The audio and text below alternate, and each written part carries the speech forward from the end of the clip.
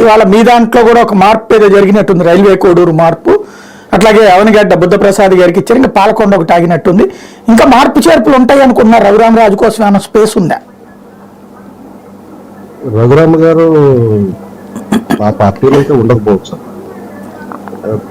మీకు ప్యానల్లో ఉన్న సోదరులకు పెద్దలకు చూసినట్లు నమస్కారం. నేను ఇప్పుడే జస్ట్ అమలాపురం నుంచి వచ్చాను, చాలా హడావుడిగా వచ్చాను, అసలు మొత్తం ఇవాళ పాడవలేదు. కానీ ఒకటైతే నేను చెప్పగలను, ప్రముఖ రఘురామ్ గారిని భరించగలిగే కెపాసిటీ ఒక చంద్రబాబు నాయుడు గారికి ఉంది. కాబట్టి రెండోది ఏంటంటే, ఆయన 4 సంవత్సరాలుగా పోరాటం చేసింది కూడా చంద్రబాబు నాయుడు గారికి ఇచ్చే కాబట్టి తెలుగుదేశం పార్టీని వారిని ఎక్కడో చోట అకామిడేట్ చేయగలగాలి. మిగతా వాళ్ళు ఎవరికి ఆసక్తి ఉండవు ప్రస్తుతం పరిస్థితి. ఎందుకంటే మాకు సీట్లు తక్కువ ఉండగానే మేము త్యాగం చేసి మేము త్యాగముఖంగా తయారయ్యాం. బీజేపీ ఆల్రెడీ సర్దేసింది, మాకున్న వాటిని ఇక్కడ మేము సర్దే ఓపిక మాకు కూడా లేదు. కాబట్టి తెలుగుదేశమే ఎక్కడో చోట అకామిడేట్ చేద్దాం అనుకుంది. ఈ విషయం ఇంతకు నుంచి నేను చెప్పడం బాగోదు.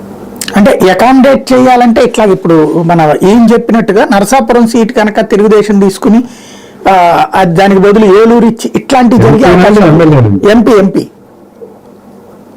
ఉన్న పరిస్థితిలో జరగకపోవచ్చు. రైట్, ఉన్న పరిస్థితిలో జరగకపోవచ్చు. రైట్. ఓవరాల్ గా ఇప్పుడు ఫైనల్ చేసింది అంటే మీరు ఇంకా ఒక్కటి అనౌన్స్ చేయాలనుకుంటా పాలకొండ, మిగతా అన్ని యథాతథంగా ఉంటాయా, మార్పు చేర్పులు ఏమైనా ఉంటాయా తెలుగుదేశంలో కానీ, జనసేనలో కానీ, బీజేపీలో కానీ? మాకు అనౌన్స్ చేయటమే కొద్దిగా ఇబ్బందికరంగా లేట్ అవుతున్నామో కానివ్వండి, అనౌన్స్ చేసిన తర్వాత మారటం అనేది అంటే వాళ్ళ రైల్వే కోడూరు మారింది కదా, అందుకని అట్లాగే రైల్వే కోడూరు అక్కడ అభ్యర్థి మీద కొంత ఎలిగేషన్స్ వచ్చాయి. ఓకే, మిగతా అభ్యర్థుల మీద ఎవరి మీద ఎలిగేషన్స్ రాలేదు, ఈ రోజు వరకు కూడా ఎవరి మీద రాలేదు, అంత తీవ్ర స్థాయిలో కూడా లేదు. అక్కడ వచ్చింది కాబట్టి కొద్దిగా మార్పు చేయాల్సిన అవసరం వచ్చింది, అంతకు మించి పెద్ద విశేషం కూడా లేదు.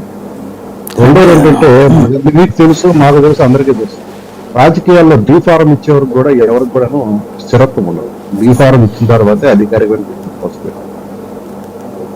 ఈలోపు అభ్యర్థుల అనౌన్స్మెంట్లు మారుతూ ఉంటుంటే కావాలంటే మార్చుకోవచ్చు, అది అధినాయకులు ఇష్టపడితే.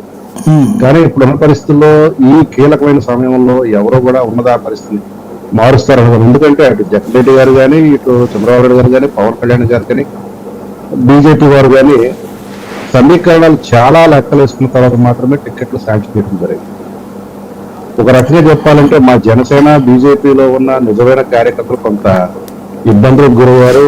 ఒక రకంగా చెప్పాలంటే త్యాగరాజులుగా కీర్తి విశేషాలు అవటం అనేది జరుగుతుంది. అయినా సరే మేము భరిస్తానికి సిద్ధంగా ఉన్నాం. ఎందుకంటే మాకేంటంటే మాకు దేశం రాష్ట్రం ముఖ్యం కాబట్టి, వ్యక్తిత్వ స్వార్థాలు, రెండోది ఏంటంటే వాళ్ళ స్వీయ ఎదుగుదలలో మాకు ముఖ్యం కాదు. కాబట్టి